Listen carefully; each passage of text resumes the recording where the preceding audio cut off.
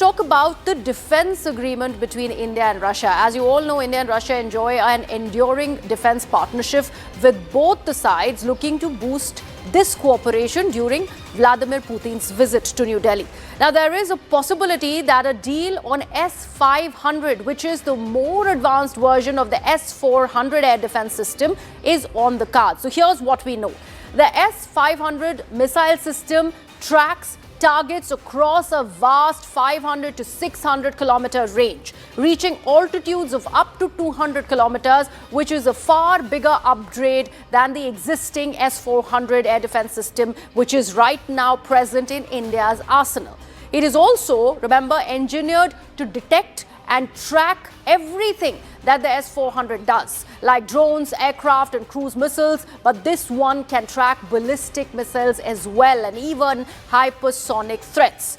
A standard unit typically fields 12 transporter erector launchers, allowing rapid and coordinated missile deployment. The system, remember, is also designed to detect and simultaneously engage up to 10 ballistic or hypersonic targets. It uses two next-generation interceptor missiles, the 77N6N and the 77N6N1, which employ a hit-to-kill mechanism, meaning that they are designed to destroy incoming targets by direct impact. Now, remember, in 2023, the estimated cost of a single system stood at a whopping $2.5 billion.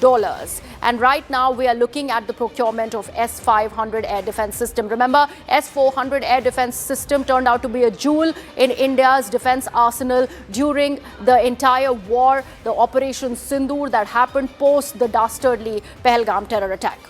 Now, another big ticket defense deal that could be signed during this visit of the Russian President Vladimir Putin is of Sukhoi 57. Kremlin spokesperson Dmitry Peskov has confirmed that it is on the agenda. The other fifth-generation stealth jet in the market is the F-35, which is a rival to Sukhoi 57.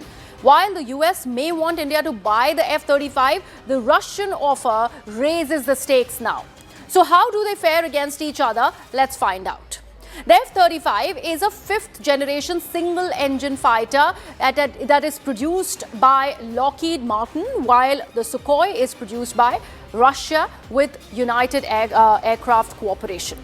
The Sukhoi 57, which is Russia's twin-engine fifth-generation fighter, brings 3D thrust vectoring to the table, which F-35 really lacks. The American F-35 tops out at Mach 1.6 and carries a ferry range of 1,670 kilometers, while the Sukhoi reaches speeds of up to Mach 2, offering a massive 3,500 kilometer ferry range. That is the difference. The combat radius of F-35 is shorter when compared to Sukhoi, which offers a combat range of 1,900 kilometers.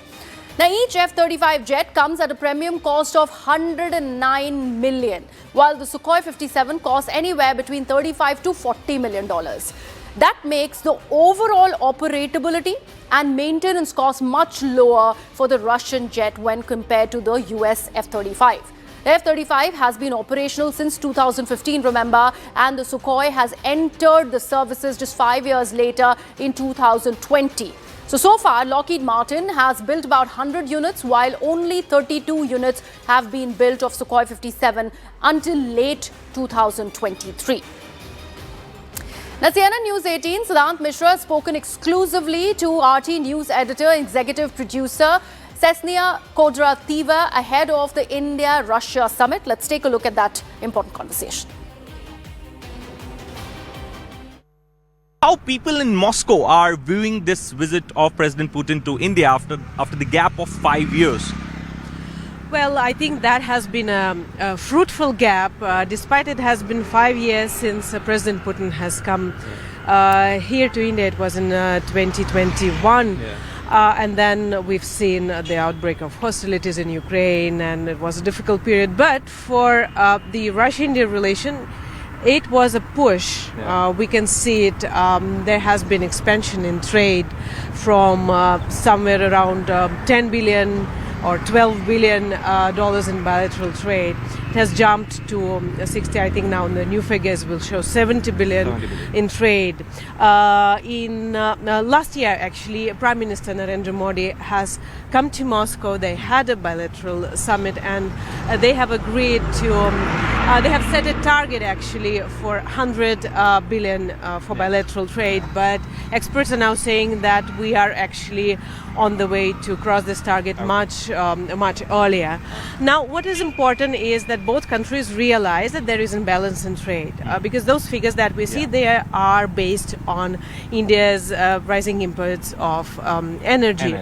But and largely in favor of Russia. It is in favor of Russia, and there is full acknowledgement of that. And both countries have been working on how to diversify this trade. Indian government is pushing exports, and Russian government is trying to ease the imports from India. So there's a lot. As somebody who is in Moscow and who is covering Russia-India, I can see a clear change in the number of delegations coming from India, the number of, various fairs from textiles to machinery and all. We see a lot of Indian delegations push for agriculture exports. You won't believe that in Moscow we wouldn't have, the mangoes or basmati rice from India. But now it's changing, and I see it on the, shelves in Moscow. So there is a change.